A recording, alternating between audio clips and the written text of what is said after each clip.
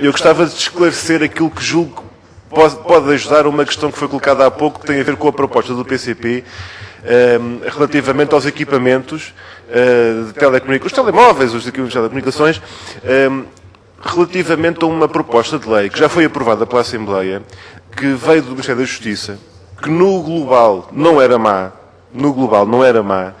que tinha a ver com o problema dos pagamentos em atraso e das resoluções de contratos com as empresas a partir desse tipo de situações. E aquilo que nós colocámos dava consequência, digamos assim, ao alerta, quer de estruturas representativas dos consumidores, quer do Conselho Superior da Magistratura, salvo erro, dos Tribunais Administrativos e Fiscais, que levantavam um problema que é o que é que acontece nesse caso, quando o pagamento dos equipamentos está associado aos contratos, porque as pessoas ainda tinham que pagar os equipamentos depois de terem os contratos resolvidos. Ou seja, o contrato era anulado, a resolução do contrato não significava o fim da dívida. Continuava a recair a dívida sobre as pessoas. Acho que tinha a ver com isso a proposta que o PCP colocou, que não foi aprovada, a maioria rejeitou.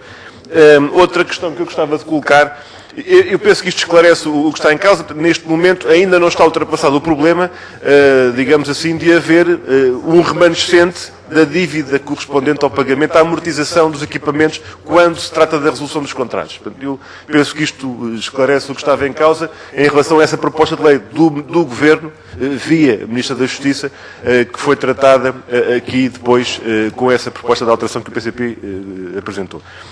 Relativamente à taxa municipal do direito de passagem, a questão que se coloca hoje tem a ver com a impossibilidade de fazer corresponder, do ponto de vista objetivo, quer jurídico, quer até económico, a repercussão da necessidade das infraestruturas estarem no terreno, e isso afetar o domínio público e o domínio privado municipal, com a outra coisa que é o facto de eu, enquanto consumidor ou utente de telecomunicações, falar muito ou falar pouco e pagar muito ou pagar pouco.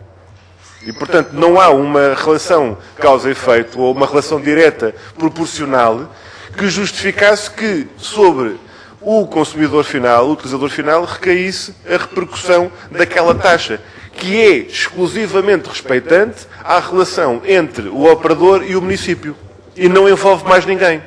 E, portanto, a repercussão sobre o consumidor final poderia ser, e termino, Sr. Presidente, poderia ser um aspecto de relação económica global com a massa dos consumidores, e aí a concorrência teria que fazer, a autoridade da concorrência teria que fazer uma avaliação dessas repercussões, mas nunca em cada município haver municípios utilizadores de telecomunicações que pagavam essa taxa e no município ao lado, por ser taxa zero, por não se colocar isso. Portanto, eu deixava esta questão. É um problema que nós vamos ter que resolver e na legislação que estamos a trabalhar e a discutir é uma matéria que terá forçosamente que ser acautelada. Muito obrigado, Sr. Presidente. Obrigado, Sr. Presidente. Eu queria perguntar, relativamente a uma questão que a Sra. Representante ANACOM mencionou há pouco, que explicou que a justificação para não baixar mais os preços praticados pelas operadoras. Eu espero um bocadinho, Sr. Presidente, não faz mal, eu espero só um instante então, se for preciso. Veja lá. A primeira questão tem a ver com os preços praticados pelas operadoras sobre os consumidores finais e a questão do investimento das empresas nas redes. Eu queria perguntar se existe algum estudo, alguma avaliação feita sobre essa relação em termos quantitativos, porque, no nosso entendimento, a avaliação que ao longo dos anos, e eu confesso que tenho que ver os últimos números, não os conheço os mais recentes, mas ao longo dos anos, tradicionalmente, o nosso país tinha dos preços de acesso à internet, por exemplo, os mais caros da Europa. E não é em termos relativos, é em termos absolutos. E eu tenho as minhas dúvidas sobre o limite para esta lógica de quanto mais caro, mais investem. Porque este equilíbrio, os economistas chamam-lhe o trade-off, entre baixar preços no consumidor para não penalizar e para incentivar o acesso. E, por outro lado, remunerar e premiar o investimento e o esforço das operadoras. Bom, mas a pergunta que nós fazemos é qual é o limite para a remuneração e para o incentivo ao investimento? O que é preciso a gente lhes dar para eles investirem? Porque se há um esforço do Orçamento do Estado, que é significativo, se há uns, em termos até, quer até na receita, com a diminuição de um conjunto de taxas e de preços de reserva no leilão das frequências, quer depois nos apoios ao investimento por via dos fundos comunitários, que há apoios de fundos comunitários para esse investimento. Mas depois os consumidores continuam a ter uma carga considerável do preço que pagam nas telecomunicações, numa altura em que os sacrifícios são cada vez maiores e as pessoas têm rendimentos cortados e não têm preços cortados no acesso às telecomunicações. A esmagadora maioria dos casos, a menos que saibam negociar e saibam tratar de alterar os seus contratos. A esmagadora maioria das pessoas está a pagar mais e a receber menos de ordenado. E isto exige uma quantificação, um estudo, uma verificação dessa relação entre preço e investimento.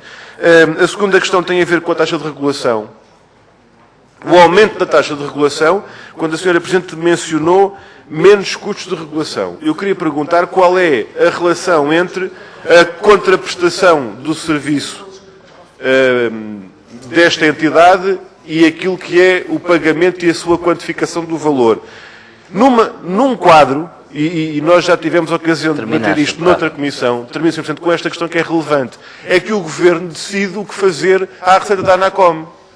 E este último ano, o Governo decidiu, por portaria, salvo erro, que uma parte, umas centenas de milhares de euros da receita da ANACOM iam para pagar o Galileu à União Europeia, como podia ter servido para pagar outra coisa qualquer.